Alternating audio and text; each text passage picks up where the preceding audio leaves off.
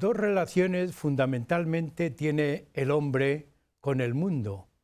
Una, consigo mismo, con sus cualidades, con sus capacidades, y otra, con el mundo que le rodea.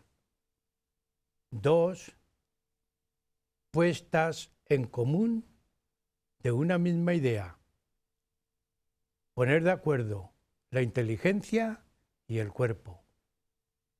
Parece mentira, pero a lo largo de la historia los pueblos siempre han estado preocupados por desarrollar la inteligencia a través de la educación, pero el cuerpo a través del ejercicio físico.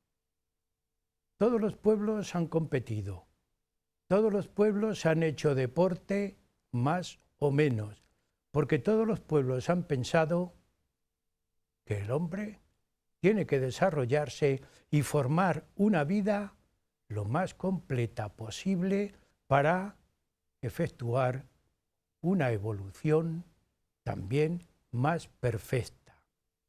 Con esta idea, Huella de nuestro tiempo se plantea hoy en el programa cómo relacionar la mente y el cuerpo, cómo desarrollar el espíritu y el cuerpo.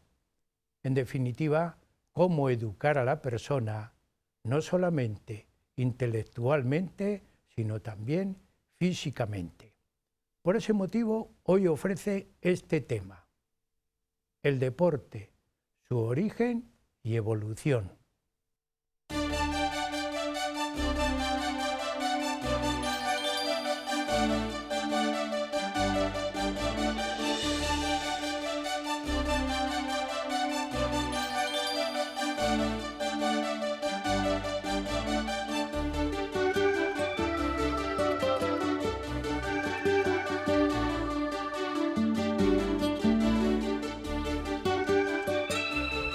El ejercicio físico ha potenciado el desarrollo del cuerpo. Todos los hombres a lo largo de la historia se han sometido a una disciplina deportiva, porque gracias a ella ha habido orden en el ejército, ha habido enfrentamientos controlados. ¿Qué quiere decir? Pues que la educación física, la educación, el ejercicio físico tiene que estar presente en toda la vida del hombre. Eso ha motivado también históricamente juegos colectivos, universales, juegos llamados olímpicos. El pertenecer y el participar en uno de ellos ha sido un gran honor para algunos. Pues bien, amigos, con esta idea, Huellas de nuestro tiempo hoy va a hablar del deporte. Para ello tenemos en el estudio, como siempre, a una persona especialista en el tema. Se trata de don Santiago Sánchez Mariscal Lozano, al que le damos la bienvenida porque acudir al programa también tiene su pequeño esfuerzo. Así que, Santiago, muchas gracias por haber venido de nuevo al programa. Muchas gracias a vosotros por contar conmigo, que siempre es un placer estar aquí y comentaros cosas, ¿no? Sobre todo hoy desde otra parcela. Ya hicimos un tema relacionado con el trabajo, pero hoy vamos por el deporte. Don Santiago Sánchez Mariscal Lozano, prioste de la Cofradía Internacional de Investigadores, en estos momentos dirige la Junta de la Cofradía y la participación en el programa viene bajo otra parcela del saber. Profesor de Educación Física Escolar, ha investigado en una época carente de recursos en la educación física, en el diseño curricular de la enseñanza primaria, en todas las etapas y en todas las facetas de este tipo de educación. ha sido entrenador deportivo, ha sido participante en el deporte de una manera muy activa y por tanto conocedor del tema. Además, es licenciado en Ciencias del Trabajo y graduado social. Pero lo importante para nosotros hoy es que ha vivido la educación física en la escuela, ha vivido el deporte porque lo ha desarrollado, lo ha ejecutado. Así que con esta idea le animamos a nuestro prioste con una idea, un tema muy general, pero de introducción. Todo el mundo ha escuchado la mente y el cuerpo se relacionan. Mente sana en cuerpo sano. Lo han dicho hasta las abuelas. ¿Qué significa eso? Como introducción, ¿qué podemos decir, Santiago? Bien, pues es importante esta cita, que curiosamente es de un satírico de Junio Juvenal, que es a caballo entre los siglos I y II después de Cristo. Hablaba un poco y orientaba lo que es actualmente la educación física, que no es otra cosa que esa preparación, y sobre todo en el deporte, de cualquier ser humano, de cualquier deportista, y que al mismo tiempo ayuda a mantener esa condición física, pero también esa condición espiritual, mental. O sea, está más que comprobado que con los entrenamientos, con la cantidad de esfuerzo físico, eso al final se traduce en un relax que viene bien para el tema mental y para los estudios. Te puedo decir como deportista que he sido durante muchos años, que yo casi no recuerdo haber fallado nunca un entrenamiento. Pero es que si yo tenía un examen al día siguiente en la facultad, sabía que si no iba al entrenamiento, iba a estar pensando en qué estaban haciendo mis compañeros. Entonces me iba a entrenar y cuando venía destrozado, después de ducharme, estudiaba con muchas más ganas y con mucha más eficiencia. Es curioso, pero es así. En general, hoy digamos, la concepción de deporte está tan ligada de la mente y por otro lado el cuerpo, porque ambas dos cosas se complementan y forman lo que es el conjunto de la personalidad, que hoy ya esto es una cosa que todo el mundo tiene asimilado, Andrés, pero antiguamente no. Antiguamente parecía, incluso en las escuelas, que el que era muy bueno en deporte solía ser malo en estudios.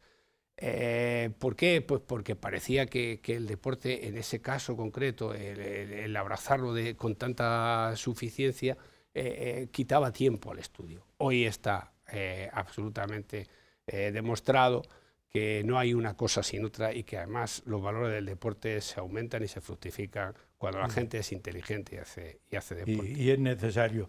Ya lo iremos viendo y analizando, porque a mí ese tema me atrae mucho. Y tú ya sabes que yo persigo el estrés en el deporte. Pero bueno, eso se tratará en otro momento. Vamos a situarnos históricamente. Si nos ponemos en las épocas primitivas, los años que queramos, nuestros telespectadores que se sitúen donde quieran en la historia, en el tiempo.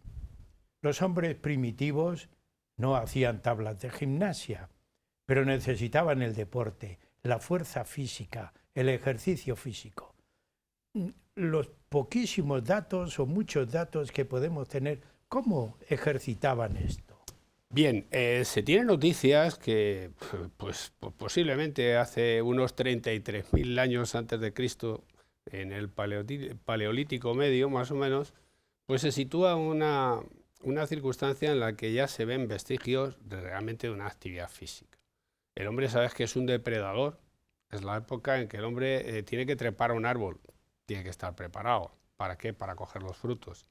Tiene que correr con las bestias, unas veces delante, que parece para evitar ser devorado, y otras veces detrás para cazar y comer. La trepa, evidentemente el atletismo, por así decirlo, es decir, la carrera. Todas estas actividades son actividades que ya se empiezan a utilizar, incluso el deporte, digamos, especialidad que tiene es que se hace con unas pequeñas o rudimentarias reglas, ¿no? Y entonces ahí ya aparecen las danzas rituales. Si te das cuenta, en todos los pueblos, incluso los primitivos ahora, hay siempre danzas rituales. Hay siempre alguna actividad en la que mandan a un miembro joven para que realice o una caza de un animal o algo para que eso le sirva a él, digamos, para entrar como persona importante en la tribu. Y todo eso requiere unas reglas. O sea, estamos hablando un poco de un rudimentario deporte, aunque realmente ahí era un tema de supervivencia. Era como aquel que dice matar o morir. No había otra cosa. Pero ya esos vestigios hacen que sea importante la agilidad, la velocidad, la fuerza, la trepa. Es decir, una serie de cualidades físicas que luego se han ido llamando a lo largo de la historia en la educación física deportiva y en el deporte, que son fundamentales para poder desarrollar ese deporte. Tenemos que dar un salto en el tiempo, queramos o no queramos, pero el salto que voy a dar a mí me atrae mucho, porque es el mundo griego. Cuando yo hablo de Grecia, no puedo acotar, porque Grecia supera todo. Sin embargo, hay dos conceptos que a mí me atraen. La disciplina en la acción en Esparta y la belleza en la expresión de Atenas. ¿Qué ocurre ahí en el campo deportivo? Bien, la cosa está clarísima, es el origen fundamental del deporte como tal. Yo antes, si me permites, te comentaría un poco que ya la cultura micénica, los fenicios, los etruscos, ya practicaban una serie de actividades deportivas y de juegos en el cual utilizaban animales para ello. Entonces es muy curioso, por ejemplo, que en la cultura micénica, y esto nos ha venido a través de vasijas y de grabados, se ve cómo jugaban con el toro. Ten en cuenta que el toro era un símbolo de fertilidad, entonces enfrentarse a los toros y hacer juegos con ellos, muy parecido a lo que hacen ahora los recortadores, de saltando por encima del toro, se utilizaban mucho y eran digamos un inicio de aquel. Pero llega a Roma y llega Grecia, por supuesto. Roma después lleva a Grecia, y Esparta y Atenas. Es fundamental. Los espartanos, como tú sabes, es gente que se dedica a la guerra. Son gente que utiliza la fuerza, que necesita agilidad, estrategia. Y en ese plan es un pueblo que utiliza prácticamente todos sus recursos para esa preparación física para ganar la guerra. Atenas es la paz, es la defensa. Curiosamente tiene también que espabilarse porque si no se lo comen, de alguna manera son dos concepciones diferentes, pero también es necesaria esa actividad física. En el mundo clásico, entonces, tanto Esparta como Atenas van a contribuir definitivamente, y sobre todo por esas guerras, al establecimiento de una cultura física muy importante. Y lo más importante del mundo es que en el 776 a.C., se realizan los primeros Juegos Olímpicos de la Antigua. Entonces, algunos podemos pensar cómo aquello, pues sí, esa era una parte en la cual se pactó con el único objeto de tener un tiempo en que se dejara de guerrear y se dedicaran a hacer actividades físicas. Eran tiempos convulsos, políticos, en el plan sobre todo social y económico, y necesitaba de alguna manera un impas. Y eso, impas, lo establecieron con los Juegos Olímpicos. Se paró en una maravilla. Juegos Olímpicos que, curiosamente, Aristóteles decía, fíjate hasta qué punto las actividades físicas eran importantes, que decía que un hombre era íntegro, la educación física integral de un hombre era el péntalon, que el péntalon era, o sea, el que dominaba el péntalon era el superatleta. Y entonces pues se tocaba el salto, el lanzamiento de disco, el lanzamiento de jabalina, la velocidad y la lucha. Para Aristóteles eso era un hombre superatleta, ¿no? ¿Qué ocurre? Pues que los Juegos Olímpicos, y como tú bien sabes, tienen un parón. ¿Por qué? Pues porque se desarrollaban, como tú bien sabes, totalmente desnudos y descalzos. Entonces los atletas eran atletas muy considerados, eran héroes realmente, ¿vale? Se les presentaba en el templo de Zeus, era gente importantísima en alguna ocasión, incluso después de haber ganado una Olimpiada o una de las especialidades de la Olimpiada. Dicen, hay muchas leyendas sobre esto, que incluso se hacía un agujero en algunas murallas para que el atleta pasara por esa muralla, luego lo taponaban y ahí se quedaba la gloria dentro de la ciudad. Era gente súper importante y de hecho competían de manera, curiosamente entonces solo competían hombres, de manera que las mujeres no podían ni competir ni asistir tan siquiera. Cuenta alguna leyenda por ahí que en un momento determinado la madre de un atleta se disfrazó de hombre y estuvo en una Olimpiada, en los Juegos Olímpicos. Y cuando la descubrieron iban a ejecutarla, pero como era la madre de un héroe, al final la conmutaron la pena. Es una anécdota muy curiosa. Es curioso, todas estas cosas, es muy bonito, es muy curioso. Pero ¿por qué se vinieron los Juegos Olímpicos abajo? Es decir, ¿por qué hubo esa interrupción que se marca en el año en que Teodosio I el Grande, que además es un emperador hispano, considera que estos son juegos de barbarie? Es decir, ten en cuenta que se hacían, digamos, sin zapatillas, en cueros, como decían las abuelas antes. Sí. Es decir, ahí tenemos y claro, imagen esto de era una situación en la cual, en la cultura cristiana, cuando sobre todo Teodosio I el Grande, en el 392, ve que eso son como algo que es bárbaro, ¿no? Que contraviene un poco la moral cristiana, ¿no? Y es por eso que él los entiende que en el 392 tal. Y eso ya no se recupera, curiosamente, Andrés, hasta 1896. Estamos hablando hasta el siglo XIX. Luego trataremos, aunque sea ese dato, después. Vale. Bien, Grecia y Atenas dan el gran salto deportivo. Posiblemente ese salto ya no se ha superado, por lo menos en teoría. En la práctica sí, por supuesto. Pero inmediatamente recoge el testigo Roma. Roma es muy práctica. Roma como imperio asimiló todo. La cultura, la religión, y asimiló también la cultura griega, en todos los sentidos. Pero mejora y lo aplica.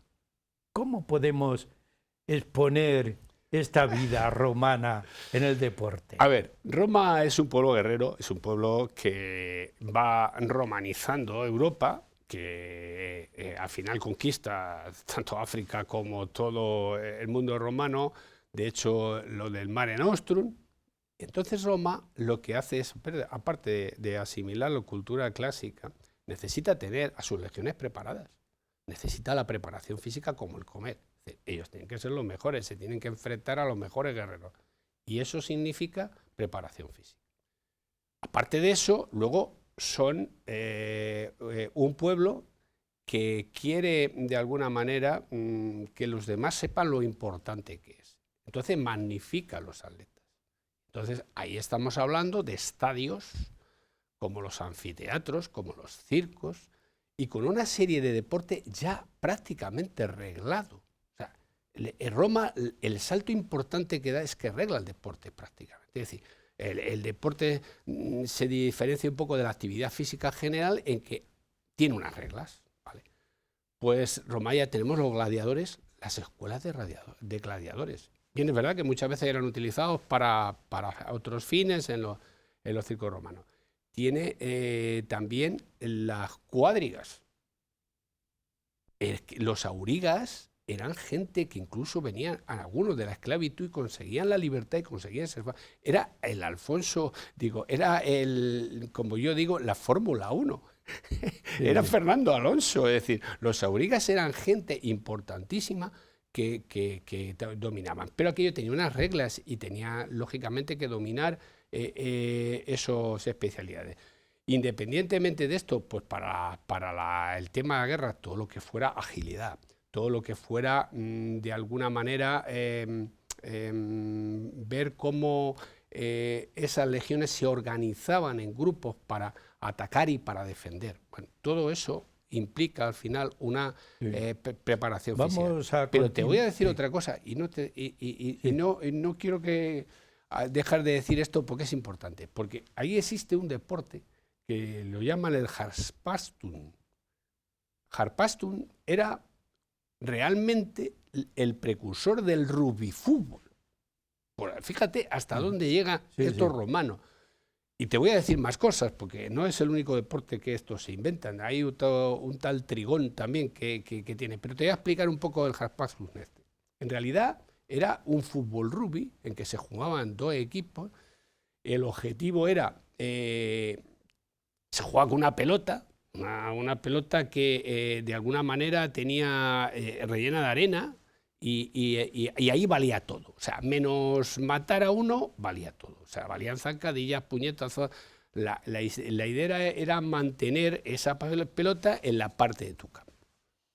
Había ciertamente aquellos pueblos utilizaban, ten en cuenta que estaban siempre en guerra, entonces los juegos eran violentos realmente, las reglas eran hasta ciertos puntos. Este del trigón era otro deporte que también, pero este era un poco más suave, lo utilizaban también, incluso se ve en algunos grabados que lo utilizaban incluso las mujeres. Y consistía en hacer una especie de triángulo donde se pasaban unas pelotas pequeñas, ¿vale? Y algunas veces era un juego de habilidad. Se trataba de que de alguna manera cogerlo con una mano y lanzarlo con la otra al otro señor que estaba formando un triángulo.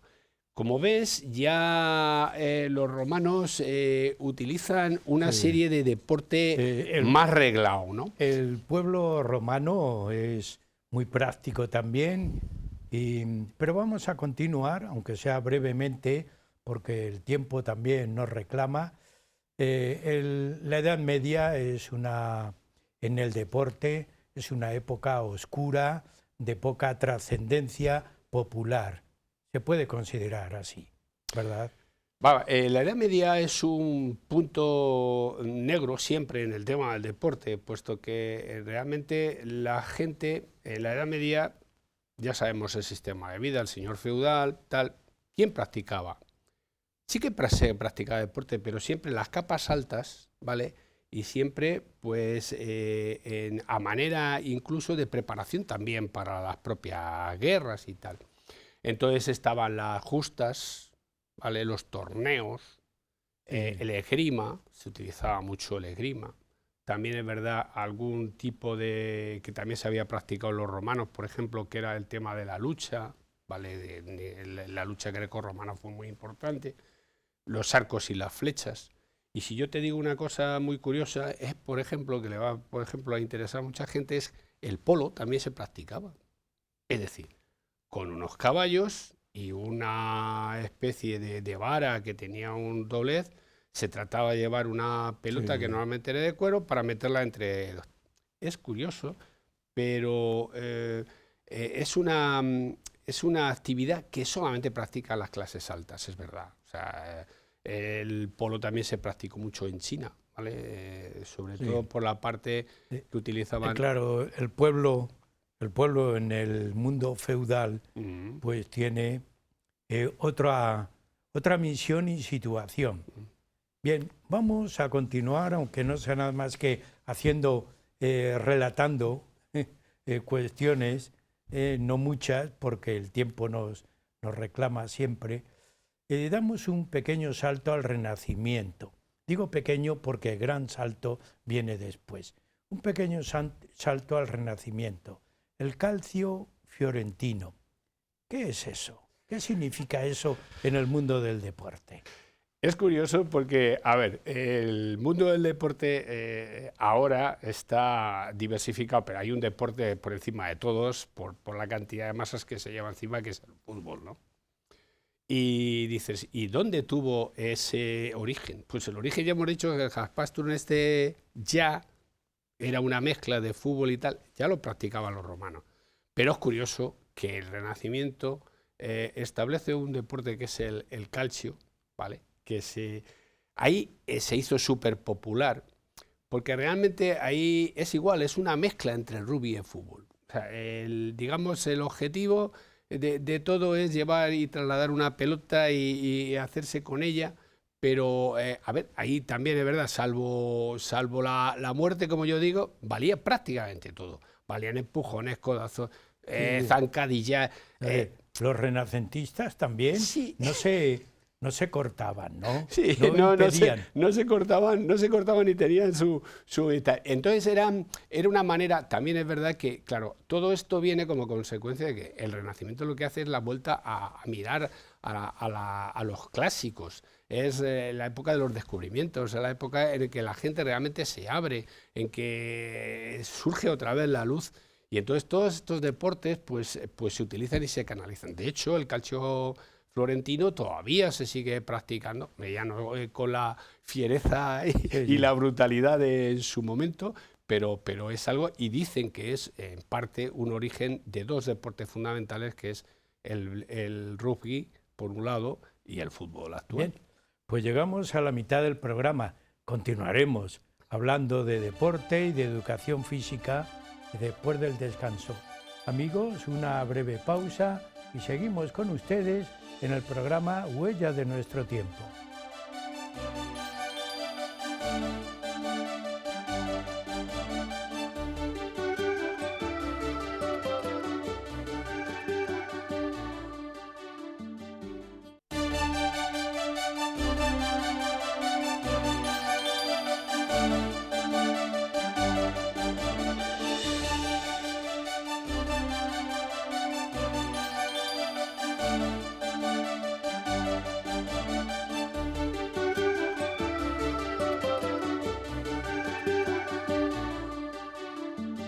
Huellas de nuestro tiempo continúa con el tema deporte.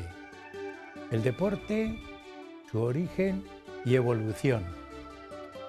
Nuestro invitado, don Santiago Sánchez Mariscal Lozano, está haciendo un recorrido histórico del deporte. Dan ganas de salir corriendo, dan ganas de moverse después de escuchar la primera parte del programa. Pero vamos a ir pacientemente, tranquilamente, hablando, porque el tema vale la pena, es muy interesante. Así que continúen con nosotros. Santiago, nos habíamos quedado pasado ya el Renacimiento, pero llega el siglo XVIII con mucha fuerza, fundamentalmente en Europa. Un tal Thomas Arnold, historiador, y además se nota que era deportista también, interviene mucho en Inglaterra y es como también un punto de partida del tema que estamos tratando. Y también Inglaterra, queramos o no reconocer, Inglaterra es el origen, por lo menos en teoría general, del deporte fútbol. ¿Qué ocurre? Siglo XVIII, siglo XIX, hemos dado un gran salto en la historia. ¿Qué ocurre? A ver, Thomas Arnold, aparte de lo que has dicho, de verdad, es pedagogo. Sí. Curiosamente, los pedagogos muchas veces somos los que entramos en este tema, ¿no? En el tema de la regulación y de la cooperación entre las personas, ¿qué es lo que hizo? ¿Qué es lo que hizo Thomas? Pues considerar el deporte como un método de cooperación entre personas. Es decir, ahí empieza el deporte. Hay que cooperar unos con otros con un objetivo, ¿vale? Y a partir de ahí hace una escuela de gimnástica y habla un poco del estilo de la actividad física y deportiva y del tiempo libre. Entonces empieza a enhebrar lo que van a ser las normas, lo que van a ser los entrenamientos reglados, lo que va a ser el deporte en general, es decir, el origen realmente de toda la organización deportiva. A partir de ahí, ¿qué se va a hacer? Pues se va a institucionalizar las diferentes modalidades deportivas, se va a hacer una regulación de todas y cada una de ellas, los famosos reglamentos. Se comienza el deporte, pero desde el punto de vista ya también de medios de comunicación, de de retransmisión, de apuestas. O sea, es curioso porque todo esto venía ya de la antigüedad. Se clasifican los premios, la excedencia, y se regulan los estudios, ¿vale?, para analizar este tema de escuelas deportivas y canalizar esto a través de la educación física y el deporte. Por eso decimos que este gran pedagogo, yo además le digo por encima de historiador, que lo era, yo Tomás Arna, también me quedo con él. fue un visionario, efectivamente, fue un visionario que digamos, instauró el valor pedagógico del deporte y de la educación física. A partir de ahí, pues el siglo XIX es una maravilla, porque el siglo XIX es donde realmente se consolidan los deportes importantes. El rugby, que dicen que viene por una trampa que hace uno y se coge la pelota, se la lleva corriendo y la lleva y mete gol, y a partir de ahí se canaliza el rugby. Aparece la asociación de fútbol en Inglaterra para precisamente ya consolidar lo que van a ser las reglas nuevas del fútbol, ya no fútbol rugby, sino el fútbol en 1863. A ver, todas estas cosas se habían practicado, es decir, se habla de que el fútbol ya se practicaba en China y los guaraníes tenían incluso un tipo de deporte muy parecido con unas gomas, o sea, con unas pelotas de goma, y se utilizaban estas pelotas de goma y tal. Ahí tenemos una nación importante, al otro lado del océano, que es Estados Unidos. Estados Unidos, efectivamente. La Universidad de Massachusetts y concretamente una asociación, la asociación IMCA, ¿vale?, va a ser la cuna de dos importantes deportes, ¿vale? Uno de ellos es el baloncesto. En 1891, un tal James Naismith, pues estamos hablando de Massachusetts, un sitio alto donde los inviernos... Ahí lo tenemos, con un cubo, esto es muy curioso, curiosamente, con un cubo y un balón. Este señor en la Universidad de Springfield, en Massachusetts, se le ocurre que en el gimnasio que fuera hace mucho frío y que en el gimnasio hay que inventarse algún ejercicio. Es curioso porque nosotros también lo hemos hecho luego después, ahora en el siglo XXI. Pero Santiago, lo curioso es que siempre hay un balón o una pelota... Sí. En el deporte. Es curioso, pero es verdad. O sea, tú parte de aquellos juegos pseudo arreglados, ¿vale? Del fútbol rugby, de los romanos, de los griegos. Sí. Pero realmente es verdad, los deportes que se utilizan un móvil, ¿vale?, para lanzamiento y recepción. Date cuenta que cualquier deporte de estos modernos tiene lanzamientos, recepciones, saltos.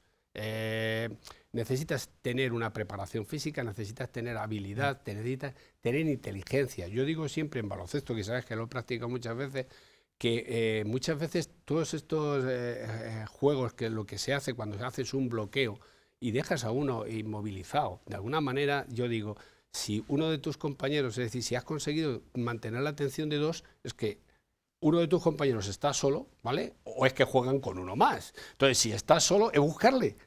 No sé, es inteligencia, es táctica, sí, es técnica. Y se utiliza, pues eso, un móvil, que en este caso suele ser una pelota, porque eso significa que tienes que lanzar y recibir, y recepcionar, y pasar, y coger, y llegar, y lanzar. Y todo eso, al final, tanto con el pie como con la mano, genera los nuevos deportes. Este hombre se le ocurre poner una papelera en un lado del gimnasio y otra papelera en el otro, como hemos visto, y a partir de ahí dice, bueno, pues vamos a pasárnoslo porque hace mucho frío fuera y tenemos que hacerlo en el gimnasio. La explicación es correcta, siempre hay un móvil, que es el que produce el pase. Correcto. O la recepción. Correcto. No podemos olvidar, y yo de verdad tengo que hacer un paréntesis, la recuperación de los Juegos Olímpicos. No podemos olvidar eso, claro, queramos o no queramos. Grecia está presente en toda la cultura del mundo, fundamentalmente en Europa, pero en todo el mundo. Los Juegos Olímpicos se recuperan, ¿verdad? Sí, se recuperan los Juegos, curiosamente, después de un montón de años.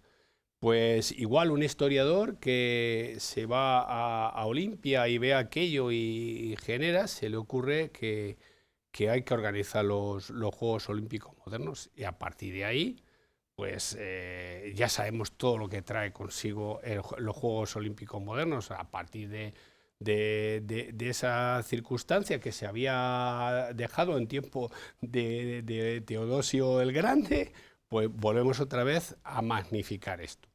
Buscando además los valores, porque es importante, Andrés, y aquí hago un inciso, en el cambio de valores. Es decir, tú ten en cuenta que el deporte en aquella época, la época griega, la época de los Juegos Olímpicos, se competía y el premio era una manzana.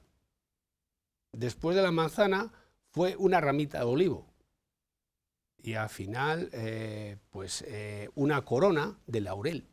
Es decir, era el honor, era la gloria, era un significado más espiritual.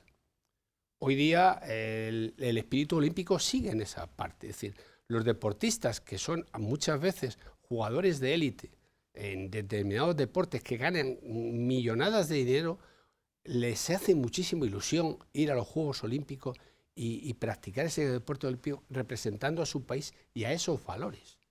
Pero es que en el olimpismo está digamos, el cruce de culturas.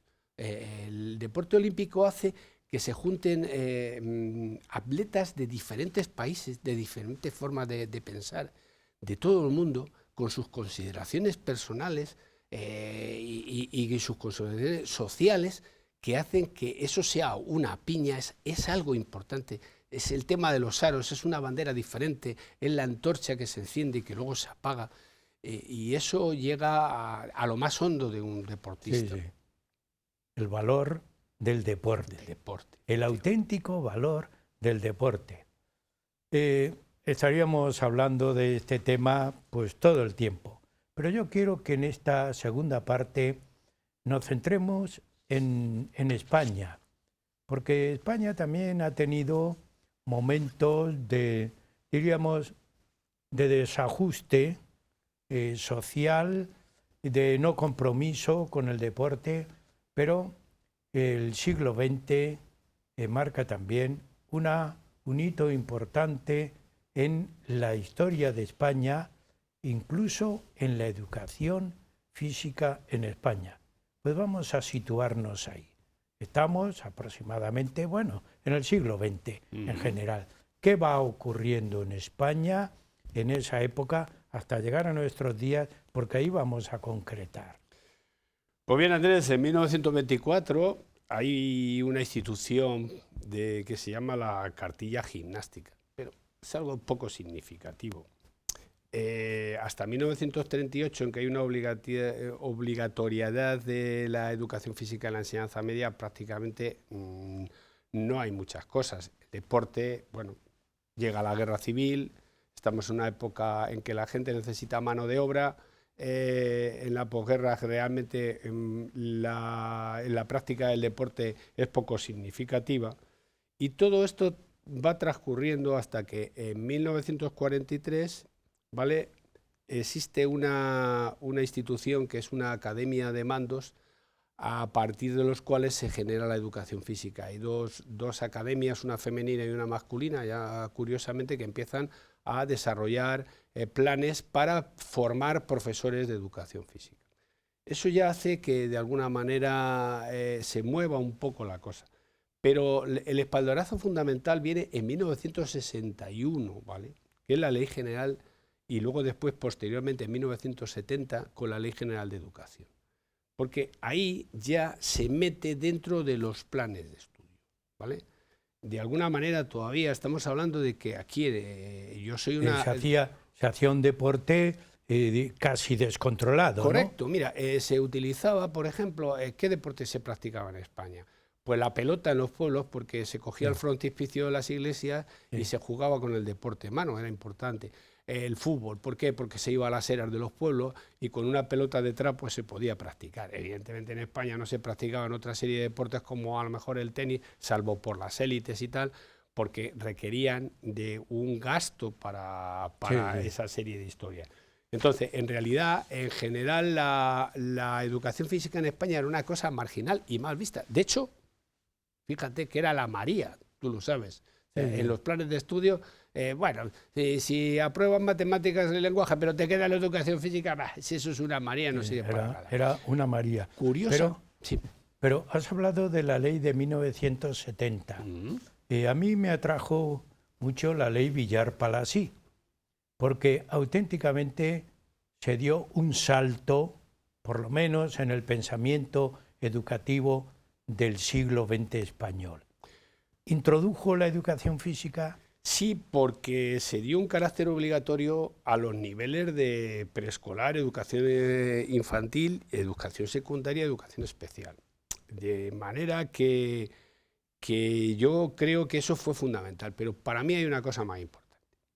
Es 1986, va a decir, ¿ahí hay una ley o algo? No. 1986 es cuando Juan Antonio Samarán dice que España va a tener una Olimpiada en Barcelona, Barcelona 92.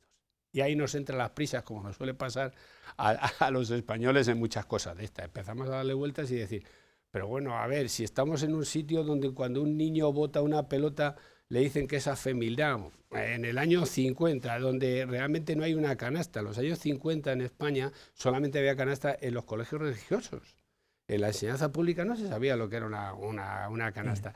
Los maestros, si había un maestro que le gustaba el deporte, de su buena voluntad... Hacía deporte. Hacía deporte. Pero no había especialidad de educación física. Exacto. ¿Te refieres a eso? Exactamente. Es ese momento en el que Juan Antonio Samarán consigue la Olimpiada de Barcelona 92 y nos entra las prisas y decimos, aquí hay que hacer algo, hay que formar gente. Aquí no tenemos monitores, no tenemos profesores, hay que dotar a las escuelas de profesores de educación física. Y ahí surge un movimiento que nos va a servir para llegar a la situación actual. Hoy día la educación física en España solo era obligatoria en la secundaria y antes de eso solo y exclusivamente en la universidad. Entonces es un momento en el que urge. Y hay un momento fundamental también, importantísimo, en el tema que es la LOSE, la Ley de Ordenación General del Sistema Educativo. Yo quiero hacerte un paréntesis porque yo lo viví y bien, y contento. De niños, pues cuando nos dirigen en el colegio, pues vas contento, si te lo hacen poner bien y pasar bien. Yo quiero que cites ese periodo, los años 1960, 70 y alguno más. El maestro practica una gimnasia.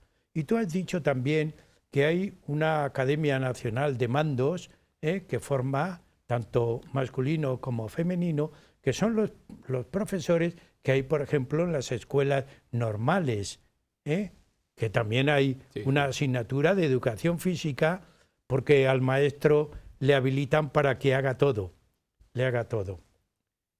¿Qué, por lo menos de oída, qué tipo de gimnasia se hacía? ¿Qué tipo de actividad? ¿Qué tipo de, por lo menos, de movimiento físico? A ver, curiosamente aquello aportó mucho a la educación física. Se formaron los maestros de estructura de educación física. Además, en España ha habido, por un lado, el ejército que formaba la Escuela Central de Educación Física a profesores de educación física que normalmente iban dedicados a tal. Y muchos de ellos, es curioso, luego iban a los colegios particulares, a los colegios donde sí se daba la educación física, a practicar lo que entonces llamamos la gimnasia sueca que lo estamos viendo. Que era una gimnasia muy rígida, ¿vale? Basada básicamente en formaciones, en ejercicios muy programados y muy ordenados, en que se utilizaban básicamente ciertos aparatos, como puede ser el plinto, como puede ser el potro, como pueden ser las espalderas, como puede ser las barras de equilibrio. Y en aquel ambiente se practicaba una educación física que sí que es verdad que era muy de reglas, pero que también fue beneficiosa. Todo aquello fue evolucionando, de manera que se entendió que la educación física tendría que ser obligatoria, ya no solamente en la enseñanza universitaria y en la enseñanza secundaria, sino en la enseñanza primaria. Ahí fue donde realmente se modificó todo el sistema educativo, porque se dotó de monitores, se dotó de profesores en la enseñanza pública. Y eso supuso el gran salto de las federaciones, del deporte escolar, en manos, al principio siempre de profesores de educación física, que daban ese valor pedagógico al deporte. A partir de ahí hay la especialidad en las escuelas de magisterio de profesor, maestro de educación física Realmente... y además obligatorio que todos los centros tengan un profesor. Correcto. Es así, ¿no? Es así. Entonces, en principio la evolución fue primero en los últimos ciclos de la primaria, lo que era el sexto, de la EGB, entonces era sexto, séptimo y octavo, que viene a ser el primero y segundo de la ESO, luego después de la enseñanza obligatoria, y lógicamente ahí es donde ya se regla, donde ya se obliga y donde además se monta un currículum especial. Por eso para mí es muy importante tan importante es la ley Palasí como la de 1990, porque la LOCSE obligó a desarrollar lo que se llamaban currículum, ¿vale? Yo tengo en mi mano un desarrollo curricular de educación física. Es el primer ciclo de educación primaria, 6-7 años, que supongo yo que habrá de los años siguientes. Me ha llamado mucho la atención en este trabajo. Tú investigaste, participaste y además algunos de tus compañeros son conocidos también por mí, y me ha llamado mucho la atención el desarrollo de unidades didácticas que aparece aquí. Y digo que me ha llamado la atención porque el desarrollo de las unidades didácticas parece como que era obligatorio en otras materias, pero no en educación física.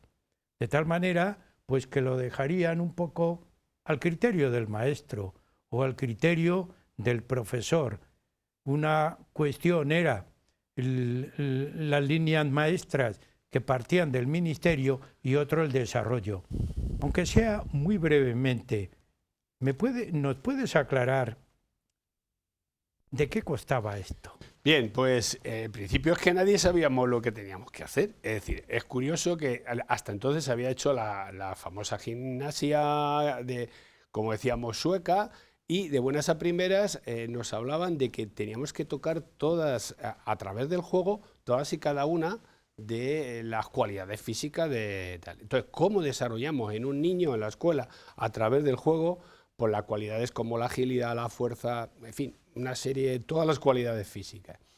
Y entonces, ¿cómo lo hacemos? Y ahí vino el tema. Nosotros nos juntamos 8 profesores, estuvimos investigando en el aula, hacíamos unas programaciones de toda la actividad física, donde incluíamos pues bloques que ya aparecían en la LOSE, como eran la danza, como eran las actividades relacionadas con la naturaleza, como eran dramatizaciones, y aparte de lo de siempre, de trabajar habilidades de coordinación oculomanual, actividades de cualquier tipo de cooperación, ¿vale? Pero no queríamos deportes.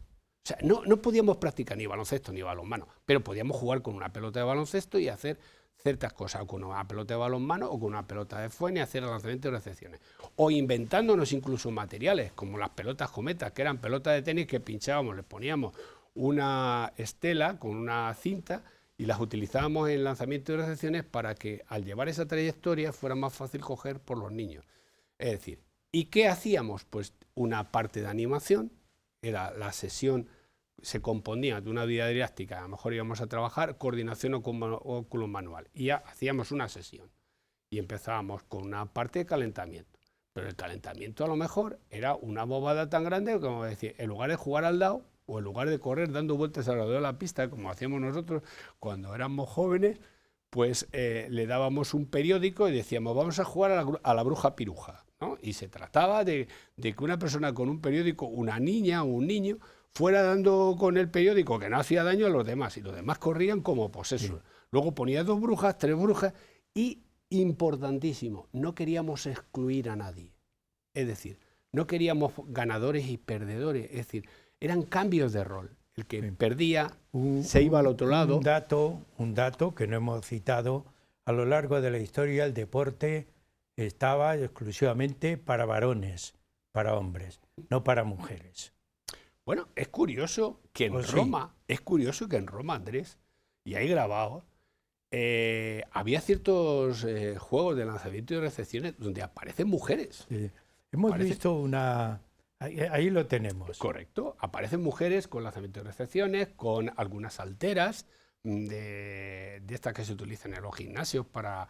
Es decir, nos creemos que la mujer es verdad que siempre ha estado en un segundo plano, sobre todo... Era menos, pero ya en el siglo XX también hay educación femenina. Correcto. Lo importante y lo que trae esto, fíjate, las escuelas aquellas de mandos, hubo dos, una femenina y otra masculina. O sea, realmente salieron profesoras de educación física. Y es curioso que hicieron y desarrollaron una labor extraordinaria en los institutos. Yo recuerdo aquí compañeras en los institutos de enseñanza media de Toledo que desarrollaron unas actividades, metieron a las chicas en atletismo, metieron a las chicas en balonmano, en baloncesto, sobre todo en atletismo, y la verdad es que promocionaron mucho ese deporte a nivel femenino. Hoy, evidentemente, nadie piensa en algo que no en excluir a nadie, evidentemente. Nadie se excluye. Pero eran y tiempos, tampoco las mujeres. Efectivamente. Eso, el movimiento feminista está ahí, en todos los sitios y nos parece muy bien. Y las reglas deportivas, tú ya sabes que son idénticas, son las mismas y se practican. Bueno, hoy día es una gozada ver tenis femenino o es una gozada ver un baloncesto femenino también. Incluso el fútbol ya está llenando canchas, el fútbol femenino. Es decir, es un logro, yo creo que estamos en el buen camino y yo creo que el deporte empieza a tener una salud importante. Un último punto. Estamos al final del programa siempre viendo algunas, nos ponen en pantalla imágenes que son muy significativas, ilustrativas. Estamos al final del programa, pero siempre nos queda qué está ocurriendo a pesar de todas estas capacidades, todas estas bondades, todas estas actividades regladas, controladas, minuciosamente detalladas, todo lo que queramos, pero ¿qué está ocurriendo con el deporte en los niños? Con el deporte en general, pero también aplicado a los niños. Aunque sea una pincelada, porque nos quedan pocos minutos. Va a ser una pincelada, pero esto es objeto de algún otro programa, como tú bien me has dicho, porque es una cosa muy curiosa. Pero vamos a dar una pincelada. ¿Qué ha pasado con el deporte? El deporte, hemos dicho que aquí en España partió, llegó un momento en que estaba en manos de los pedagogos, en manos de los profesores de educación física. ¿Qué ocurría? Que se utilizaba el sistema de valores. Aquí no hay eliminación, no hay malos, no hay buenos. Cogemos al gordito también que corra y que cuando pierde, pues sea el que cambie de rol con el otro, pero no excluimos a nadie. Es más, adaptamos incluso la educación física a las personas que tienen minusvalía. Pero esto, en el tema del profesionalismo, no viene bien. ¿Y qué ocurre? Pues se le cargan de responsabilidades al maestro. Empieza a haber algunos problemas en intentar que cuando hay un accidente o cuando hay un problema, pues tiene que haber algún culpable. Entonces, también por otro lado, la proliferación de monitores deportivos de las distintas especialidades hace que las AMPAs empiecen a contratar monitores para realizar actividades de ocio y de deporte en los colegios. ¿Qué ocurre? Que también la sociedad, la mala fama, el dinero, entonces ya a veces se pierde esa visión educativa del deporte y pasamos al resultado. Y lo importante es el resultado. Y claro, si lo importante es el resultado o la televisión, ya valen las trampas. Ya entramos en los caminos raros del deporte, como es el doping, como es el querer ser el más importante del mundo, el llegar a la élite, y eso vale desde cualquier punto de vista. Entonces, en parte sí que ha habido un pequeño retroceso en cuanto a los valores, sobre todo en el deporte escolar, que antes estaba tutelado exclusivamente por pedagogos, que se buscaba realmente los valores, y ahora en algunas ocasiones se está produciendo frustración porque al monitor deportivo, que no suele ser un profesional, es un profesional de deporte, pero no es pedagogo, pues le interesa más el ganar y el llevar al equipo Una última idea como un mensaje para terminar el programa, porque aunque todo el programa ha estado lleno de mensajes, pero una última que a ti te llame más la atención y tú desees transmitir. Bien, a mí me gustaría volver a la Olimpiada, ¿no? Al deporte olímpico, al deporte no profesional. A mí me gustaría, Andrés, que se practicara deporte como se practica muchas veces, con cabeza, porque hay gente por ahí que las ves a las 4 de la tarde corriendo en un verano con 50 grados y dices, ¿dónde vamos? Ahora que ya hay una cultura, ahora que la gente va al gimnasio, ahora que la gente se dedica y ve que es importante y conoce las cosas y las cualidades buenas del deporte, a mí me gustaría otra vez volver a ese espíritu olímpico. Bien, pues llegamos al final del programa. Yo te agradezco todo este recorrido histórico precioso que nos has ofrecido y hasta el próximo programa. También a ustedes, amigos, yo siempre les digo lo mismo, pero es que no debo cambiar. Todas las semanas, Huellas de nuestro tiempo con ustedes. Muchas gracias.